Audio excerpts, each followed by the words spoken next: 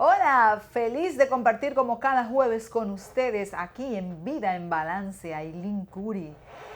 Bueno, yo hoy tengo un tema bastante diferente y tengo a un invitado muy especial, una persona que goza de mucho aprecio para mí y además que es muy entendido en todas las lides de el manejo de la palabra y la prédica de la misma. Él es el pastor Víctor Medina de la Comunidad Bíblica de Fe y él va a estar compartiéndonos algunas primicias sobre un libro que él está lanzando que se llama ¿Quién secuestró el Evangelio? Entonces, es un tema es un título como que nos llama a, ¿y qué querrá decir? Bueno, cuando él esté aquí con nosotros nos va a contar un poquito más sobre eso y nos va a dar todos los detalles necesarios. Mientras tanto, vamos a ejercitarnos o a aprender algunos tips para ejercitarnos y hoy le toca a la parte alta del cuerpo. Trabajemos los tríceps, los brazos, los bíceps. Esa es un área que los hombres no la descuidan mucho, pero las mujeres por lo general sí. Así que les voy a dejar una rutinita que podrán hacer desde su casa, desde el gym o desde donde la prefieras hacer. Luego nos vamos con una capsulita de salud como cada jueves y nos vemos después de esas entregas.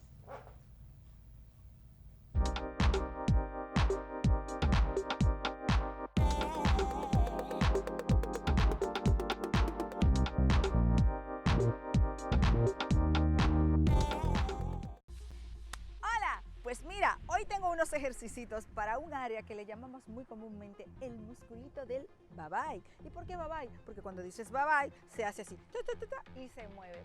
No queremos que eso suceda y por eso lo vamos a fortalecer. Así que prepárate.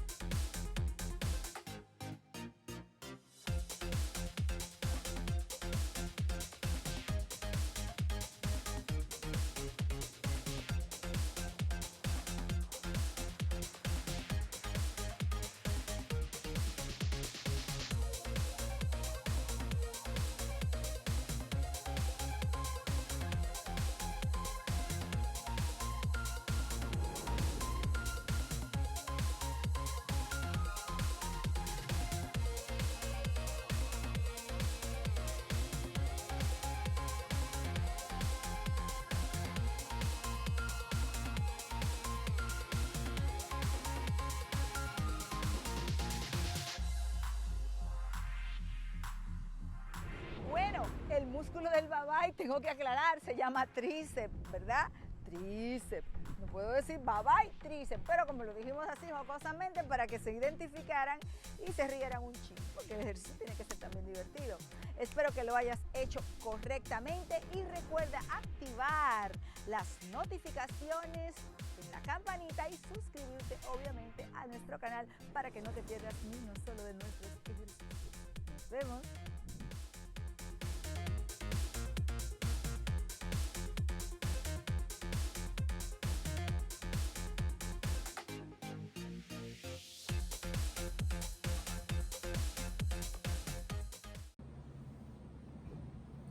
Ding dong, cápsulas que suenan bien.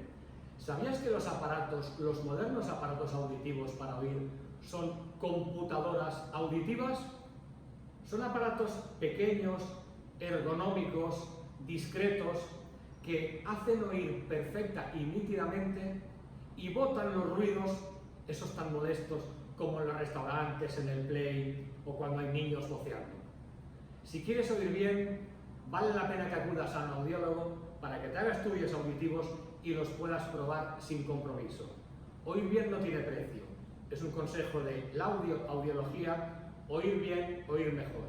Síguenos en las redes como Laudio RD.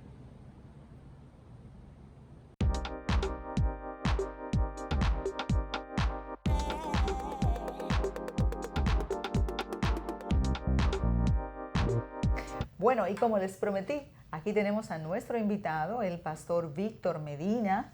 Hola, Víctor. Hola, Pastor Eileen. Víctor, ¿cómo Un placer, estás? un gusto estar aquí, contentísimo de compartir contigo y los afectos son recíprocos. Bueno. Gracias por expresarlo públicamente. Bueno, pues yo realmente me siento muy contenta, de verdad, porque estoy viendo que ese anhelo que Víctor tenía o ha tenido de lanzar su libro ya está materializado, ¿verdad? Es así, es así. Estoy lanzando el primer libro de 4 que haré en este sprint, pues, se podría decir, y se llama ¿Quién secuestró el Evangelio? ¿Quién secuestró el Evangelio? Señores, ahí hay un material que todo el que lo conoce sabe que es bien prolífero, porque Víctor es una persona que lee mucho, que tiene un gran dominio en la palabra, además de toda su experiencia y de toda la bendición y la unción que le ha dado el Señor a él, ¿verdad? Para llevar a cabo su ministerio. Cuéntanos un poquito ese libro. ¿Quién secuestró el Evangelio? Tú sabes que surge de una urdimbre, podría decirse así, de una inquietud sobre el concepto de qué se está enseñando hoy. Y bueno, vamos a la historia, vamos al fundamento, vamos a la base.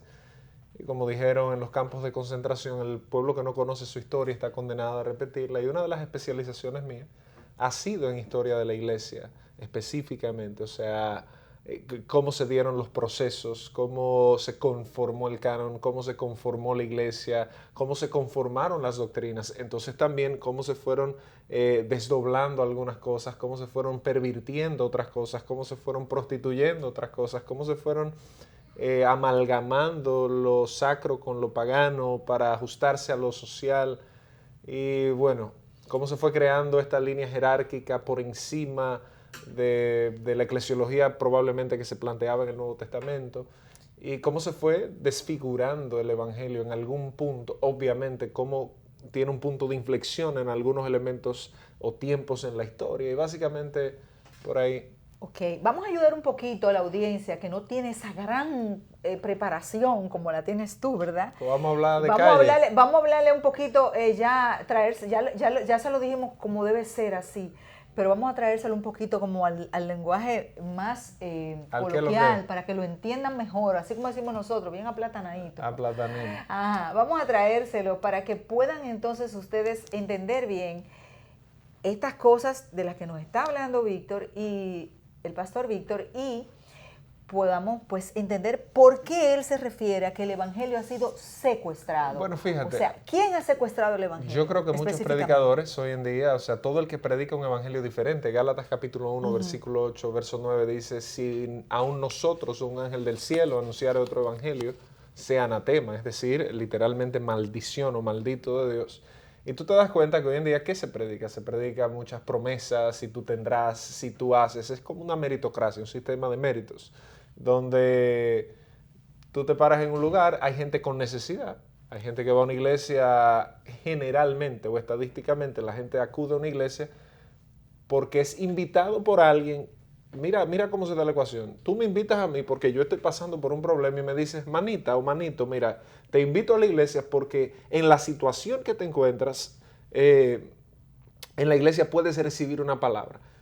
Mucha gente en medio de su situación emocional llega a una iglesia que debería predicar un mensaje espiritual que afecta el área emocional, pero esa gente se integra a esa comunidad con un problema emocional que puede que se resuelva en el camino. Se resuelve el problema, entonces las emociones vuelven a su nivel.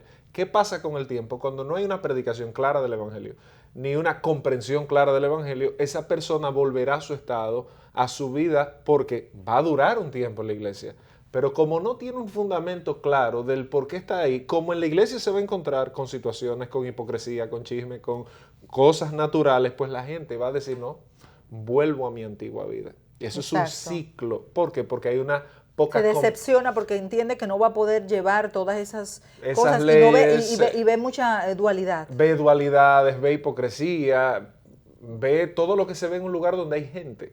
Entonces dice, pero ¿cuál es la diferencia? Si estoy aquí adentro, se supone que toda la gente debería ser de otra manera, entonces ahora estoy en un lugar sacro, que se supone que las cosas deben funcionar distinto y me encuentro con lo mismo. Entonces, fíjate, esos son secuestradores del Evangelio. Yo pienso que sí. Cada persona que hace algo así y pone por debajo el nombre de Dios es un secuestrador. Pero fíjate que inicia en el ciclo que te comenté, o en la cadena que te comenté, inicia desde quien hace la invitación. O sea, solo invitamos al que tiene una necesidad evidente, pero no invitamos al que está muy bien.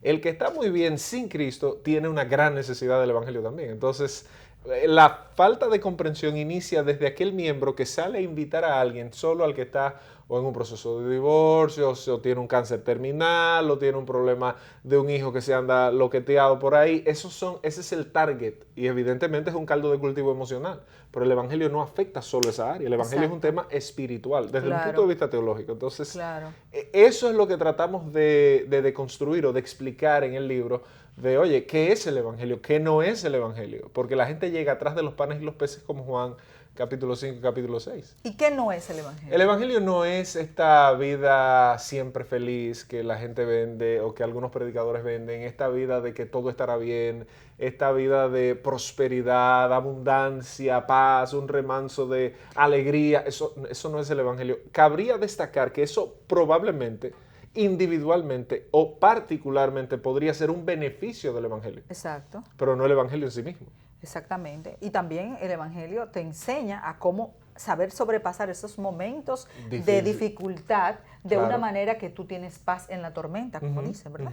Porque también eso es necesario, señores. Nadie de que piense, bueno, sí, yo recibí al Señor y ya todo mañana va a ser todo perfecto, no voy a tener situaciones económicas, no voy a tener situaciones de la vida, no voy a tener ninguna situación, todo va a estar perfecto. No es así. Porque nosotros seguimos viviendo y siguen las situaciones. Lo que pasa es el enfoque que tú vas a tener de esa situación es lo que va a cambiar. Tú te vas a sentir que tú no estás solo, tú vas a sentir, vas a empezar, lo importante es tratar de fortalecer una relación real, ¿verdad? Claro. Por medio del Evangelio sí real, claro. Que sí, el Evangelio te da muchos versículos y te da muchas pautas para tú poder vivir en paz a través de esas situaciones, porque tienes una seguridad de que tú no estás solo, de que hay alguien más fuerte que tú, que lo está dirigiendo todo y que tiene el control y que todo está bien, porque todo lo que va sucediendo tiene un orden y a veces no es el orden que tú crees que debe tener, pero es el orden que Dios permite que tiene. ¿Por qué?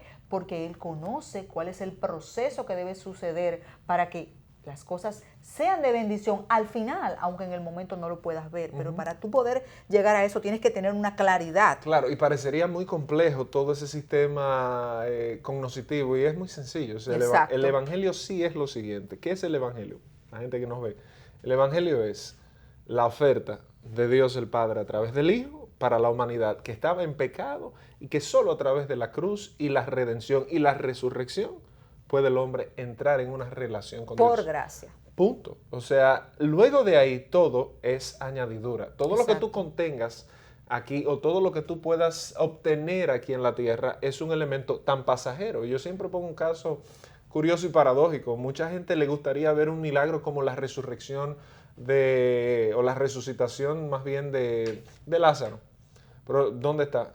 Volvió a morir. O sea, hay un término de la vida, hay un periodo de la vida ahí. Los científicos están hablando de una modificación en la biogenética celular para que el hombre pueda durar 1000 años. Chéverísimo. Dure todo lo que usted dure, usted eventualmente va a morir. Y en ese momento es que el Evangelio cobra un gran sentido.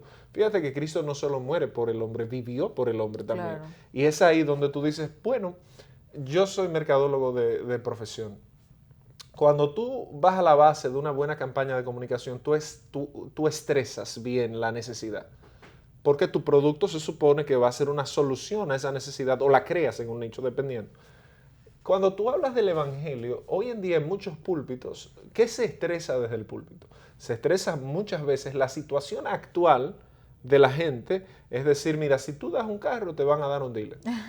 Si tú se estresa esa aspiracionalidad que tiene la gente de salir del momento en el que se encuentra y tener algo mejor. Y si el Evangelio o la iglesia es ese vehículo, pues ese quiero. Pero si es el tarot, pues ese quiero. Pero si es el emprendimiento que está muy en boga, pues ese quiero. Todo lo que sirva para yo alcanzar lo que yo quiero, entonces me conviene. Y eso es lo que pasa, eso es un secuestro del Evangelio. Exacto. Porque eso no es el Evangelio. Eso no es. Entonces tú te das cuenta de que muchas iglesias se llenan de amigos de un mensaje, de personas interesadas en un mensaje, y al final la historia vuelve y se repite. Desde Juan 6 hasta todo el tránsito que ha tenido en 21 siglos, tú te das cuenta que es cíclica. que es lo mismo, un grupo de gente se acerca, hay otros que distorsionan el mensaje, hay otros que lo secuestran a su conveniencia, hay otros que se vuelven autarcas o jefes supremos a causa de... Hay otros que se enriquecen ilícitamente a causa de esto y hay otros que lo hacen correctamente. Con esto yo no quiero decir que nosotros lo hacemos correctamente, al contrario. ¿Qué debe pasar? Tú vas a una iglesia, yo voy a una iglesia, probablemente usted va a una iglesia. Debemos ser oyentes expositivos. ¿Qué significa eso? No solo el predicador debe exponer el texto, sino que el oyente debe estar atento a lo que le están predicando. Muchos han dicho que el Evangelio te pide que, y lo dicen curiosamente, que cuando tú entres a un lugar te quites el sombrero. Eso era un tema cívico antes, pero que nunca te quites el cerebro de la cabeza. Y hoy en día tú te das cuenta de que gente tan ilustre y tan, como tú dices, prolífica o prolija, y etcétera, etcétera, etcétera, entran a las iglesias y parece que dejan las neuronas en la casa. Gente exitosa, gente súper aguda en sus negocios, pero parece que este tema místico, como no son entendidos en la materia, se supeditan a un misticismo que es propio del latinoamericano, del caribeño. Eso está en la idiosincrasia nuestra, ese sincretismo mágico religioso. Y la gente no analiza lo que le están diciendo ahí. Si tú te sentaras a analizar puntualmente qué es lo que me están diciendo aquí, yo les recomiendo a la gente que vea, y te lo recomiendo a ti, un material que se llama The American Gospel. Está en YouTube, creo que gratis, dura 2 horas el material, de qué es lo que se ha exportado en los últimos 100 años desde países como estos. ¿Qué es lo que se está consumiendo aquí a nivel de evangelio? ¿Cuáles son los benchmarks, por usar un término mercadológico? Cuando tú ves hacia afuera, tú miras grandes iglesias y tú dices, eso es una iglesia sana. No necesariamente. Esa cantidad nunca será el único determinante de calidad. Eso no es cierto. No, cantidad no es determinante de calidad. Eso no debemos llamarnos a engaño. ¿Qué sería en una iglesia lo determinante para que fuese realmente donde se ve la palabra? Hay varias marcas, pero una de ellas... ¿Qué debe buscar una persona realmente cuando va a una iglesia? Es difícil que una persona tenga la claridad meridional de decir, yo saldré a buscar, como la gente sale a buscar un apartamento, yo lo quiero así, así, así, así, bueno, así, pero así. Puntos yo específicos donde una persona puede entender, no hay mucha gente o hay poca gente, no es la cantidad Eso de no es gente un o el parámetro. figureo o lo que sea que usted vaya a ver, sino qué es la esencia de la prédica de la palabra, o sea, el mensaje que tú recibes. Pero ahí hay un detalle. Fíjate que mucha gente utiliza o es parte de este argot en cuanto al vocabulario. Mucha gente dice, mira, a mí me encanta ese predicador, el que sale en las redes, ese es el mío. Entonces yo me identifico y me siento bien.